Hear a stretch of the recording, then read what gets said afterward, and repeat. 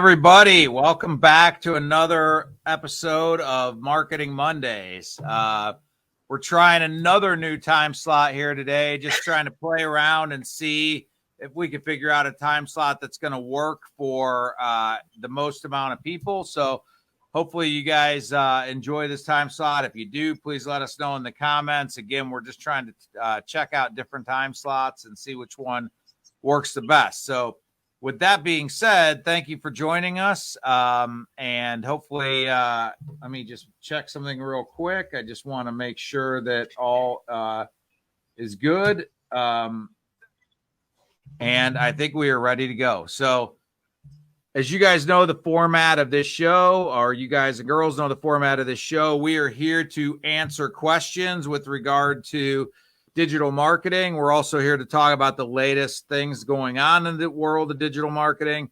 So if you have any questions, it's really easy. Just go ahead and put them in the comments, and we will do our best to answer those. So anything you can think of, any questions you have, go ahead and drop them in the comments. And with that, delayed, but welcome, Ronnie. It's good to be back. Up? After being delayed with Labor Day, it's good to be back on Marketing Mondays again. Yeah, no, I know we've got a busy month ahead of us. I'm sure a lot of people do too, traveling, and hopefully we'll see a lot of people at the WFCT. But yeah, it's getting to work, getting it done here and now. But yeah, had a nice little long weekend last weekend with Labor Day, and busy weekend seeing the family this weekend. So yeah, it's nice to hit the ground running again. Yeah, I think that, this is the time of year where I really feel like kids are now back to school for the most part everywhere around the country, and the summer's over, and it's officially kind of that sprint to the end of the year, if you will, to the holiday season, things like that. So a lot of people are already starting to put plans in place for what they want to do for the holiday season with regard to sales, promotions, things like that. So it's an interesting time of the year in the marketing world. It's always a busy time of the year with regard to the number of people that are marketing. A lot of new people jump into market at this time of the year.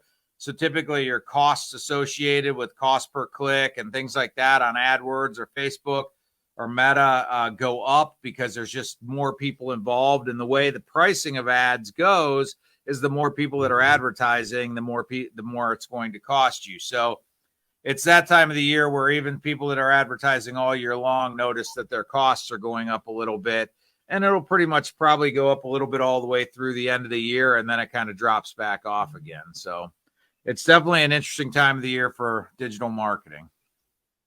Absolutely. And kind of in that tone, we'll start off with our first question here. And I'm sure a lot of people, like you said, are trying to find cost-effective ways to marketing. And this person wrote in, what's the best way to use email marketing without seeming spammy? And I can definitely attest when I'm going through my emails, and I'll kind of glazed over ones because I'm getting them constantly, whether it's I bought a book and now I'm getting a ton of emails from one guy. But how can you make that not feel as like somebody's just inundating you with a bunch of emails? I think, the first thing you have to think about is, are you bringing value to the person that's receiving the email? That's the first question I think you should ask, even with any marketing per se. Why should somebody care? Why should somebody pay attention to it, especially with email? So to me, if you bought something from a company or you visited their website, maybe filled out a form to get some information, and now all of a sudden your email is just being bombarded daily with, hey, here's a special for this, whatever. That's a one-way thing. That company's just trying to barrage you with emails to try to, they know if they send out enough that they're going to potentially get some people that bite on that. But you do feel spammy. Like if you're not one of those people that's responding to that, there's a feeling like, man, these guys need to let it go, man. They're every other time I turn around, I'm getting an email from these guys. So I think the way to combat that is to try to do something that brings value to one. Don't overdo it. I try to tell people, if you're sending an email to your customer list, things like that, maybe consider once a month. I wouldn't be doing it numerous times a week, maybe once a month. If you go to the well too many times, people start not paying attention to it. Number two, make sure you're bringing value to them. If you're going to send them an email and ask them to look through it, make sure it's going to be something that they're going to want to read. And it's not just all a straight, what, Gary Vaynerchuk would call like, a right hook. It's not just a sales thing. Maybe you're bringing them something of value. I know a lot of people that have had success even doing like newsletters where they might have a little bit of a salesy type of thing, but it's sandwiched into maybe 3 or 4 other things in the newsletter. One of them might be a local entertainment type thing, a point of interest, things like that, recipe of the month, you name it. I mean, it could be a variety of different things, dog rescue of the month, whatever, something that's doesn't feel like there's a benefit to you, the person sending the email, from including it.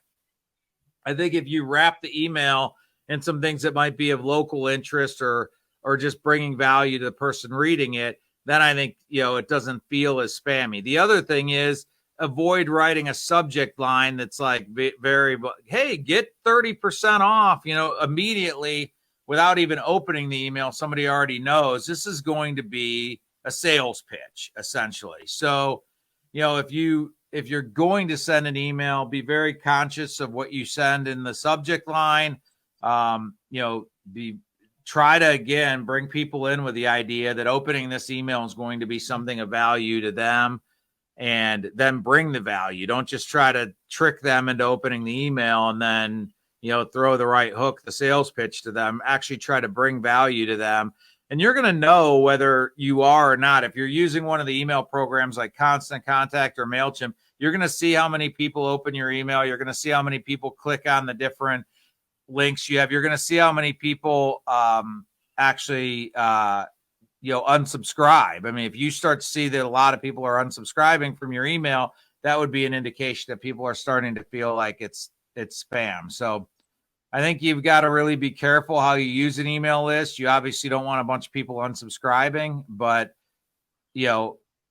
my big thought is try to do it less frequently and make a big impact when you do it. Like, so it's not like you're coming there all the time. So when they get an email from you, they're actually going to want to open it because you haven't sent them 50 spam emails. Yeah, agreed. I think it's definitely one of those things where how many times is definitely going to be one of those things you're going to juggle with and try to figure out exactly what you're doing. And you can kind of incorporate some of your best social media stuff that you found that, like, these ones got a reaction, I want to share this. And that's the thing too. It's, even if you're doing that might come off as spammy if they're already following on social media, and you're going to kind of hit them with the same thing again. So it's trying to be creative. And also, like you said, I think it's think about how you're using the email, whether it is one of those informative, like you said, if you're kind of doing a broad reaching newsletter type of deal, have more local things. If it is something that's much more, you are intending it to be a sales pitch, that's where I might differ from you a little bit. With one of the things I've noticed and got a little bit of response with was make the subject line a little inquisitive. Like, you're not just saying this is buy this now. I think one of the guys I saw was like, put your name, your phone number, and like what you are, and then that's in the subject line. So it kind of gives curiosity, like, who's this person and why are they giving me their contact info? And then they're curious as far as seeing it, rather than just ignoring it right off the bat because it's like, buy this now instead, or 10% off kind of that you hit on there. So be creative in how you're using your subject line, as well as making sure that you are bringing value, even if it is in that sales pitch. But in the newsletter, you have to have something, or it's not just about you. It's about the community that you're involved with, and kind of the other updates and events that are going on. So that's what I would suggest too. I actually love that. The subject line makes such a big difference in whether people are going to open your email or not. As people are scrolling through, I don't know about you, but it's like, I don't even know the number of emails I get every day, but it is in the hundreds. I mean, it is in the hundreds. So if it even looks to be spam based on the subject line, in most cases, I'm deleting it without ever even taking a look. So anything you can do to gather interest with the subject line, I think gives you a lion's chance that they're going to open up the email and take a look at what's inside.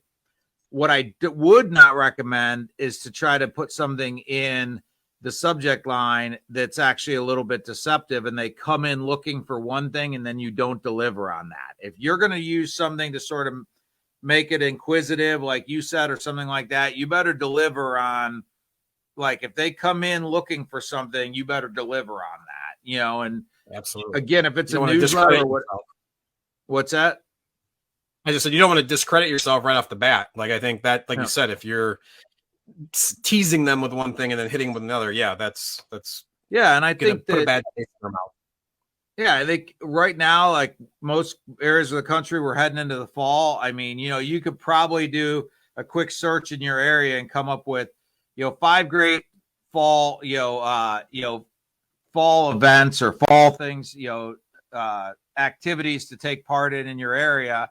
And you could send out an email to be like, I live in Chagrin Falls, 5 great Chagrin Falls activities for the fall, or something like that. You got a chance now in the newsletter, you better lead with an article about great activities. Then what you've done is they're looking at your email. You also have an opportunity to talk to them about a fall promotion you might be doing, things like that. But if you bring them in with 5 great fall activities, you better deliver on 5 great fall activities. For sure.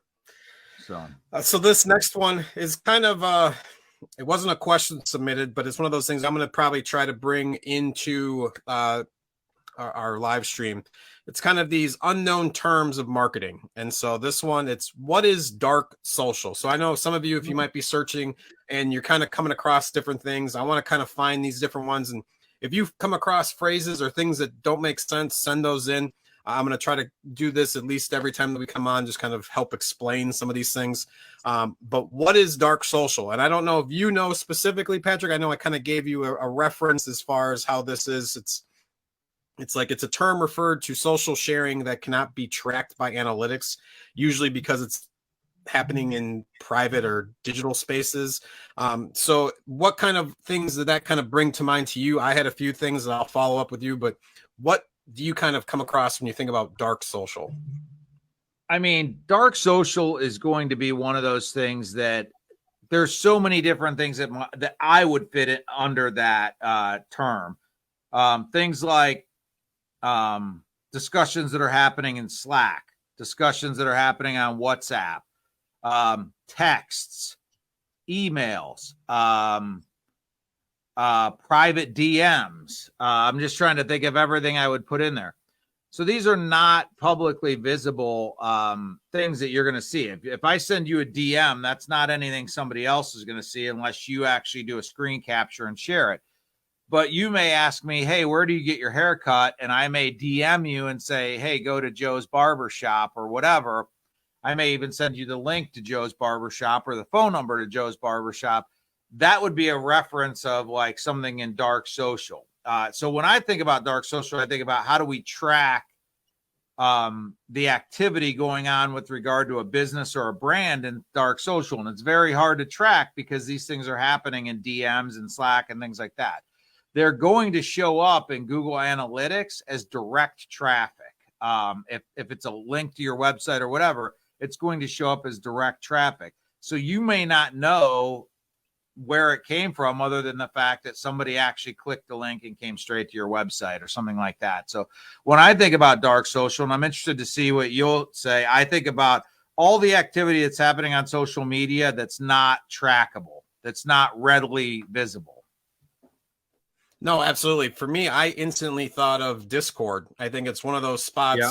Obviously, we talked about Threads and all the different social media apps.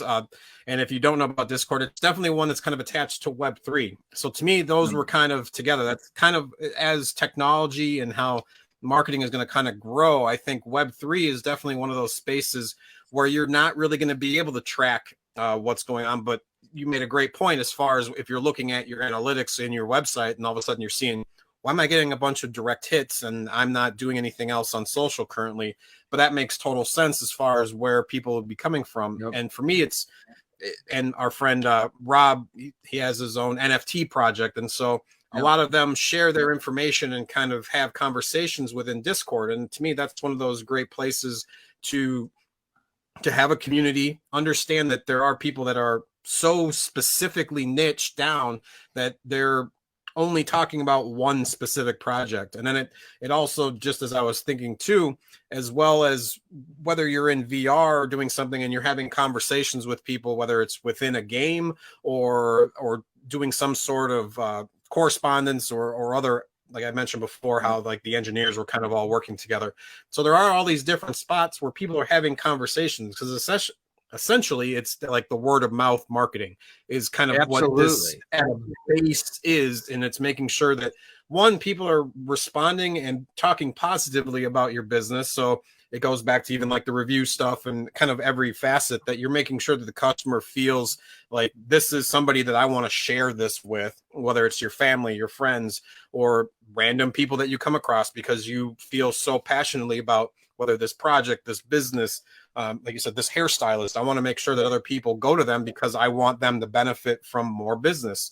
So making sure that you have that personalized experience with people who come into your shop, whether or that you're just having some sort of conversation or transaction with, or giving out information, you want to make sure that people are wanting to share that, and that they have such a good experience that they want to go out and tell everybody about it, because at the end of the day, it's that word of mouth in all of these different places. Yeah, I mean, that's a great way to put it, word of mouth, because that's what it is. It's people talking about companies the way they always have all through history, but they're doing it on digital. And again, if you want to really get just a basic idea of how much of the traffic coming through to your website and things like that might be coming from dark social, that direct traffic, because you think about it, direct traffic is somebody coming to write. So there's really only a couple ways that could happen. Somebody's either typing in your website in their browser, and they didn't do a search for your website. They just typed it straight in and went right to the URL,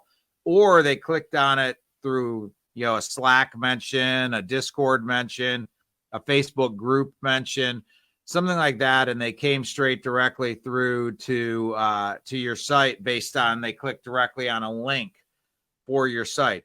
So if you ever really want to understand, hey, am I getting some of that type of traffic to my website, pay attention to your Google Analytics and how much of your traffic is direct traffic. And you'll have kind of an idea. If you're getting a lot of direct traffic, it probably means your company is being talked about a lot on dark social. So, yeah. All right. So our next one kind of is pretty broad, but I think, I don't know if we've touched on this before, and it's pretty tricky. But how can we measure success of our marketing campaigns? And so that's one of those, like if somebody, you all of a sudden put some money behind something, like maybe you're not seeing what you thought you were supposed to see as far as stats or likes or whatever you thought you were doing. What are other ways, or how can we measure success? I mean, I think the very first thing I'll say, and I try to ask this of everybody that we do marketing for, is what is their what would they define as success? Like, are they looking to make more sales? Are they looking for their phone to ring more? Are they looking for their company branding to be expanded? Because once you kind of define what you're looking to do as a company, then it becomes easier to say, okay, how do we measure success? If you're measuring success on brand impressions, then we can take a quick look at, there's a type of ad you would want to run to maximize your brand impressions, versus if you're trying to sell something, you're trying to convert, you would run a different type of ad to try to convert. So that would be the first thing I would say. And then the other thing I always say to my clients is it really doesn't matter what the Google numbers are. It doesn't matter what the meta numbers are, whatever. The real number is it increasing your business? Like if I were to tell you, hey, your Google numbers look great, your Facebook ad numbers look great, your traffic to your website looks great, and you're telling me your business is down 30%, well, then it really doesn't matter what any of those metrics are doing, because it's not resulting in the ultimate metric or the ultimate measurement, or if you will, is how is your business doing? I mean, it doesn't get any more basic than that. So I like measurement as much as anybody. It's one of the huge advantages to digital marketing. So you can track things, but ultimately all of that has to coincide with, is it improving a client's business, or is it improving your business? What are you trying to achieve? That'd be the first question I ask. And then how can we try to make measurements to determine? If you say, I want to get more phone calls because I want to talk to more people and I feel comfortable that if I get somebody on the phone, I'm going to convert that sale. It's really easy for us to track how many calls we generated this month versus how many calls we generated next month.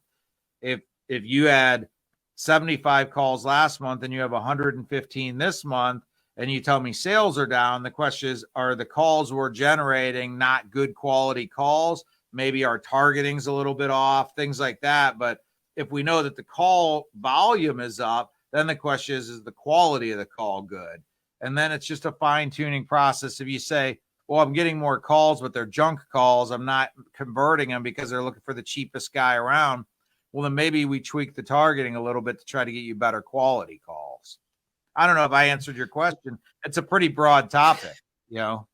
No, I think you did. I think, like you said before, and I obviously being on calls with you, always the first question that we're saying is, how is business? Like, and I think that's kind of the core of all of this. For me, it's, as I ask the question, I start thinking about, especially on Facebook and Instagram, whenever you're going to boost an ad, it gives you these specific different things. Like, what are you looking for? Whether it's leads, calls, like you said, website clicks, having an idea of what your strategy is for this particular campaign, rather than just hitting that boost button and be like, all right, I'm putting $300 behind this and I don't know what I'm doing with it, but it better work. Like, you need to have some sort of an insight going into it and knowing, okay, I want to have specific clicks to this page on my website. So then, one, I know that they're going and getting the information they need, whether it's a contact form or just like an information page. And that way you can see, like, okay, this month we've gotten more people because we put $200 into this campaign versus what we did last month. And we've talked about this before in the past episodes, is using A/B testing, seeing what works versus another thing, and just having the idea of exactly how you're going to break this down. And am I putting it to the right audience, and having an understanding of, like, you can't just say, is this successful? And like, I'm not making money, but it's like, you need to know, okay, this is what I've been doing. I check the boxes and have a strategy as far as how this particular campaign goes, because like we mentioned before, whether it's an evergreen campaign or if it's a specific promo campaign or just a set sale one that you're doing for 2 weeks, understanding what each campaign is going to do is going to help you magnify and get the success that hopefully you're going to get by making sure that you're following all of those steps. Yeah. And I think you also have to think about playing to your strengths as well, because you know, there's times where we talk to a lot of clients and they're not ready to redo their website, and their website is kind of poorly constructed. So in that case, you might want to try to take somebody down a path of like doing an ad that would drive them to do direct messages with you or whatever, versus somebody else has a dialed in website, maybe dialed in landing pages. And what they want to do is generate a click through to that landing page and try to convert there. But if you don't have a good landing page or you have a poor website, you may not want to set up an ad to try to drive traffic to your website, because you may be spending a lot of money just to bring them to your website and lose them on your website. So you really have to understand what your strengths are and where you can send somebody, or where you can sort of direct somebody with an advertisement to give you the best chance to convert. And, you know, it's really having to look at a 360 view of what somebody has for marketing and figure out what the best strategy is. Because in some cases, somebody might have a website that we might be like, man, until you redo that, I wouldn't be sending people to your website. It's probably not going to yield you good ROI. This next one, and this is one of those, I'm going to probably jump in right at the beginning, is how can our business leverage user-generated content for our own marketing? And so this kind of involves, especially tint shops or anybody else, it's trying to get your customers to then repost or take pictures or kind of do different things where they're featuring what you did for them. So in essence, you're getting free advertising and trying to drum that up as much as possible. I think it's one of those things, even if it's getting a customer to do a review is sometimes really tricky. And so much less having them do a social media post might feel like trying to stick bamboo under your fingernails. So it's one of those things, if you can get somebody, and it goes back to what I was saying before, with that's so passionate that they want to share what you did for them with their friends and stuff. And it's one of those things where you could reach out through a DM and it's like, hey, can I reuse that post and post it on my thing? And chances are if they already put it out on their social, they're going to have no problem with you like reposting it, whether it's putting it onto your story or putting it onto a post or a feed. So if you can figure out a way to give such great service or such a great product that somebody is so enamored that they want to go and tell everybody about it, and it comes down to that, just making that customer feel special and important for whatever you're doing for them, it's trying to then turn that around and get them, if they're going to talk about it to their friends, like if it's word of mouth, it's like you said before, it's just another digital version of word of mouth to their friends.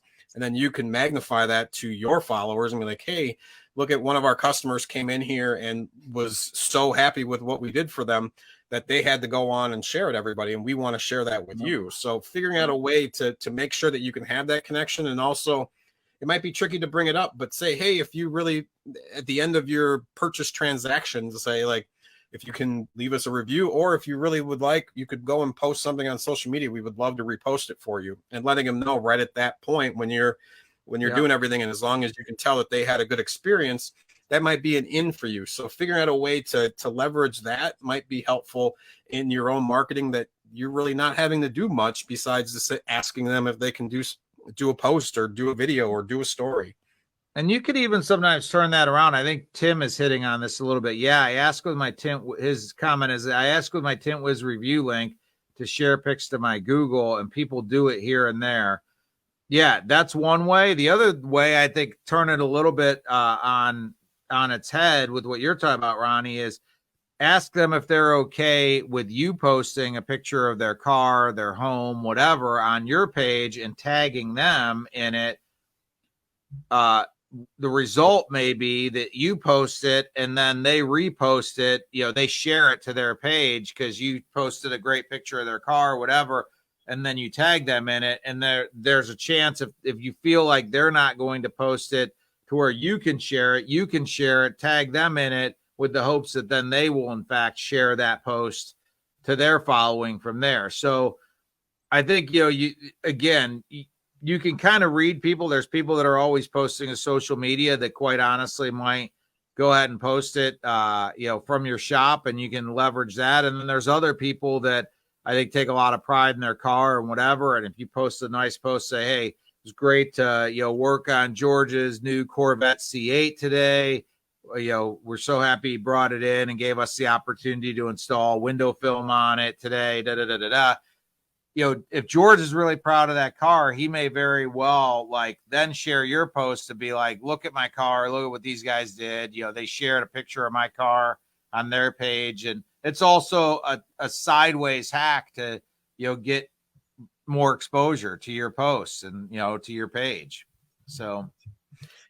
Yeah, no, it's anything that you can make it a little less work for you, especially if you're running a business. Obviously, you've got a lot of things going on. And if you can necessarily cut down that time to figure out a way, hey, if I can get more people to kind of see this, then maybe one or two of their friends or family might give me a call. So it's, how can you micro build up your following? Because it's one of those things, you're not all of a sudden going to have one fantastic post that's going to go out and all of a sudden the phone's going to be ringing off the hook. It's going to be these little micro baby steps of making sure that one customer feels good enough to kind of do that. So it's just making sure you have that continued effort and keep trying to make sure that everybody is happy with what you're doing.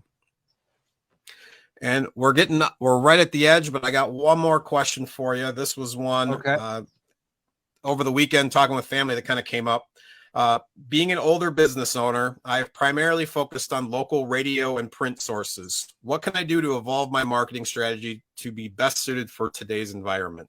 So it's one of those where they knew so much, they've been doing it for a long time, but now obviously with social media and the internet, obviously the internet's been around for a while, but they've been so hyper-focused on just print and radio, and things are kind of changing. How can they shift over, or what are some first steps they can do?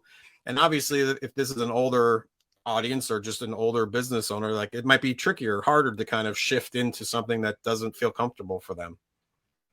Yeah. I think that the first thing you need to have is you need to have the platforms, to be able to do, advertising today. So, if you don't have a Facebook business page for your company, you probably should have one. Same with, depending on the type of business you're in, a LinkedIn business page for your company. You need to have a Google business page for your company. So there's some foundational things you're going to need before you even have the discussion of what you should do. Obviously, you can't advertise on Facebook if you don't even have a Facebook business page. So, I don't want to go back to square one, but ultimately, if somebody's not been utilizing these platforms, there's a chance they don't have a Google business page or they don't have a Facebook or Instagram business page. So the first thing I would say is to create those if you don't have those. The other thing to keep in mind is, the things that worked for you in traditional marketing, like the basic rules of marketing, in some ways have not changed as far as that goes. I mean, the idea that you want to basically discuss, if you will, or shine a light on a pain point, and then how your product or service potentially is a solution to that pain point. Now, whether you do that with radio advertising or newspaper advertising, or whether you do it with digital, it's all about storytelling, if you will, and it's all about telling people what you do. It's not about, in my mind, like occasionally it might be talking about a sale that you're doing, but a lot of it is educating people about what you do and how your product maybe takes care of a problem or a pain point in their lives. And that doesn't really matter what platform that you're on, if you will. Like, it doesn't matter if it's older traditional marketing or newer. I think a lot of times people in newer digital, and newer digital platforms feel a little bit more, because it's like, I don't want to say it's throwaway, but the posts can be changed so frequently, they don't spend enough time actually thinking about generating good quality content and actually so they put a lot of stuff out there. And again, you really have to think about every post you make is a piece of your brand. It should be on brand. Doesn't mean that every one of them has to be a serious post. Doesn't mean every one of them has to be this long, informative post, but they should be on brand for your company. And I think that where a lot of people miss the boat with social is they sort of mix the social and the business a little bit too closely. And I'll see people's business page where all of a sudden they're sharing a political post or something like that. My advice would be, and I mean, I have strong opinions about certain things the same way anybody else does, but I would separate those two things. If I were, my advice to a business would be, don't post personal things on your business page. Try to keep it related to the business. And again, whether it's, it's just like the old rule of the old rule of polite conversation, avoid religion, avoid politics. I mean, it's probably good advice for marketing as well. No, for sure. I think kind of what popped in my head when I was having this discussion was, if it's something that you're comfortable with, whether it's print and radio, obviously those are photos and voiceover, if I'm thinking about it in a video aspect. And I think a lot of people too, whether you're an older business, you don't want to get in front and hold up that camera and talking to if it's not comfortable for you, you're probably not going to do it. And so it's, how can you figure out hacks and ways to kind of still get the video stuff out? And one of the things that I've been seeing on TikTok and Instagram that have been pretty popular recently is kind of having a photo series, whether it's 4 or 5 different photos. And so that way, if it's something that you've used in print, and whether it's you're showing your process of whatever you're doing or different products, and then kind of having somebody talk over the back of it. So then there's so many different ways that are out there that you can do it without showing your face and still get across what you're trying to do, which might be a little more comfortable for you to kind of start. So whether you have 4 different products and you're kind of showing them and describing them and trying to do it within a concise manner, like maybe write all this stuff out just like you would for a radio script, and be like, all right, I've got 30 seconds. I've got a 30-second spot. And how can I use the print media that I have here and kind of break those up and then be like, okay, I'm going to talk through, and it might take a minute, or you might need to ask somebody younger to kind of go through and figure out, like, how do I figure out this video, or where can I do voiceover? But I think once you kind of do that 1 or 2 times, it might be easier, and it might be really comfortable for you to kind of get into that aspect. And then that way you're putting out content on this new medium that still feels comfortable for you. And so that way you're not just jumping in the deep end and be like, I'm going to do a video and I don't know how to edit or any of that stuff, or Yep.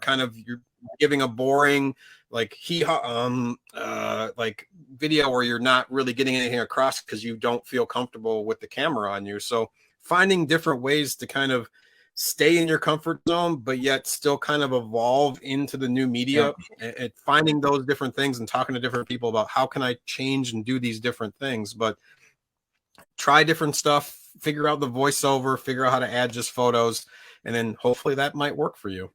I think that's great advice. I do think that one of the things people made a mistake with social media is people talk a lot about being transparent and the value of just a raw video and it not being too polished or things like that. But there is such thing as being too unpolished. Like, if you're talking to somebody and it's filled with ums and ahs, and it takes 3 minutes to describe something that should have taken one. I mean, spend a little bit of time. It doesn't mean you have to be on script like you're reading from a cue card, but spend a little bit of time so when that video comes on or that voiceover goes on, that you feel like you can talk pretty fluidly about that without a lot of pauses and ums and ahs and things like that. And I think you're going to have more success. But I do like the idea of using pictures with voiceovers if you don't feel comfortable getting in front of the camera and actually shoot it. It allows you to run Instagram Reels. It allows you to run TikTok. It allows you to do a lot of different things without feeling like you've got to yourself get behind the camera. And I also would just say, most small businesses have a variety of things going on in a given day that can be compelling content. It might not seem compelling to you because you do it every day. Like, say you own a bakery and you take a video of muffins rising in the oven. You might be like, what's the big deal? I see that 10 times a day, 6 days a week, whatever. But that type of content is actually sometimes what works really well. Just showing people what you're doing. I mean, just showing people an element of your business. It doesn't have to, that type of video. You could take that video, add some music behind it with very little text, and it might do really well for you. I mean, so you've got to play around with different things, but also look at ways you can sort of give people a peek behind the curtain. People love to see like content that's like not polished, like a little bit of like a day in the life of your business. And I think if you can figure out a way to do that, I think people will respond well to it. No, I completely agree. I'm thinking about like watching a muffin rise or like kind of the donut process. It gets people like, then they want to go have one. And but hopefully if it's something that, if it's a close by donut shop, they're going to go over and probably get one pretty soon. So it's figuring out a way to kind of hack into that. And that's definitely, like I've mentioned before, with time lapses and doing something that's so simple where you can just buy a $5 stand and stick your phone, and especially if you have an iPhone, it shows you time lapse, and then just stick it there and record for 10-15 minutes. I think I did it this weekend with some hot air balloons and just kind of sat doing it there and kind of do a time lapse, and you can kind of just throw that on social, like you said, with some music, and chances are it might be one of your better ones. Obviously, painting my office here is by far probably one of my best TikToks on my personal page, just because it was a time lapse and people were staying. And like we talked before, it's that thumb pause. If you can get somebody to kind of stay on your screen, and like if they're interested in what you're doing, they're going to keep watching the video. And that's the key, is to hold them in. And one of those simple things can be an easy way to do that without much work, that, like you said, again, is not showing your face, and can be very compelling for somebody who's not there every day seeing it. Yep. No, I mean, I think of just a variety of things that could be that, I used to be in the bike industry, and I think a lot about like, when I worked my way through college as a bike mechanic, and, adjusting a rear derailleur on a bike so that the gears shift smoothly and crisp and concise and go up and down the rear cassette. That's something you do 50 times a day working on bikes in a bike shop. But I think, if somebody took a video of your hand and showing people like, okay, if you're clicking for the next gear up, but it's not catching to the next gear up, that would say that you need to actually tighten the cable, and just show somebody how it could go from like not shifting smoothly to bam, now it's shifting really smoothly, and how you adjust the derailleur. that's something that a lot of bike mechanics would be like, man, this is boring. I do it 50 times a day. But I could see how that could actually be a really cool TikTok, like seeing the chain go up and down the derail or the cassette and shifting smoothly, maybe starting out to where it's not shifting smoothly, showing you make a couple adjustments and then it's shifting really smoothly. So a lot of it is just trying to look for those things within your own business that could be interesting, like that you might not find interesting because you've been doing it every day, but other people might find kind of interesting. Yeah, it's going to be your audience. I'm sure you didn't find it interesting to paint your office, but other people found it interesting. I think it's just one of those things where it's whether it's colors or anything like that, where it kind of can pull people in. But yeah, and I was just thinking, like, obviously for me, this was like a personal, like my personal followers, like, oh, that's kind of cool or whatever. But I think exactly like what you were saying too, whether it's in your market and knowing, hey, I've got this specific niche, whether it's bike enthusiasts that are kind of looking for this, chances are if you get one or two people that kind of like that, and it's no different. My best TikTok on my marketing page is my rain barrel like one. It's got like 16,000 views, and it was just an accidental that I should have had on my personal page. But because there's so many different people that like specifically how rain barrels are set up and kind of the process of how it fills up these other ones, like more and more people liked it. And so it's finding one of those things that you're going to have a niche, especially if you're a very specific shop. You're going to have your target market, like I've mentioned before, of people, and hopefully you can pull those people in by something like this, whether it's muffins, bikes, rain barrels. Like there's going to be people that are very specific and looking for that, because one, the algorithms are going to know, hey, this person is like these other posts that have been very similar to this. They're going to probably push that post. If they've liked a donut shop and croissants and different things, and you're making muffins, chances are the algorithms are like, hey, this person might like a muffin thing, or this person might like bikes. So it's knowing that, how can I get into that same thing? And if you do repetitive ones that are all kind of the same, chances are you're going to get those people to your page. So yeah, I agree. I mean, I would say, to answer that question, to come full circle, I would say if you haven't been doing digital marketing, social media marketing, and you're wondering how to get in, I would say, obviously do a little bit of, education ahead of time, but the best thing you can do is just, jump in and start doing it. I mean, there's nothing that's going to allow you to learn it better than like getting in and doing it. I mean, obviously try to avoid making some major pitfall type mistakes, but I mean, I think in general, most people get paralyzed by worrying that they're not going to do something right, or it's not. And what happens is they never get out of the starting gate. And what I would recommend is, get in and start doing it, and you're going to figure it out soon enough. I mean, if you have a social platform you want to understand, the best thing to do is download that app and get in there and start actually playing around with it and figuring out how it works. Again, don't be paralyzed by fear of like that there's this perfect way to do it. Start learning, and as you do it more, you're going to feel more comfortable. You're going to figure some things out. Maybe you could have some people you could ask some questions to, things like that.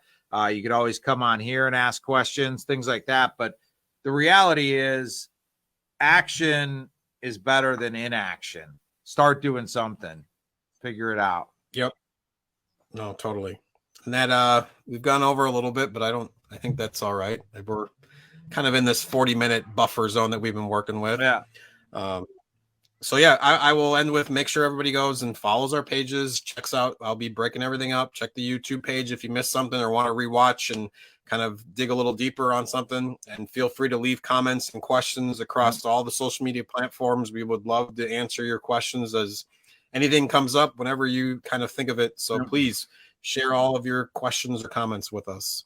Tim is actually asking one thing before we sign off. He's asking, what is the app he's talking about? I'm not sure if he's talking about something I said or something you said. Tim, if you can clarify a little bit. I mentioned something about downloading an app. I'm just talking about if you want to understand how TikTok works, download the TikTok app, Instagram, whatever the case may be. I'm not sure if that's the comment you're mentioning or if I'm missing something else. I'd be happy to answer it. I'm just not exactly sure if I understand exactly what you're asking. I didn't think we spoke about any one specific app or anything like that, but if we don't get to it right now, Tim, and you watch the end of this, go ahead and put it in the comments. We'll make sure we get an answer to you. But what I was referring to when I said something about downloading the app, just generalize. Okay, I think that's what he just generalize to say, if there's something you want to understand better, download it and start playing around with it. There's nothing better than using it that's going to help you learn more about it.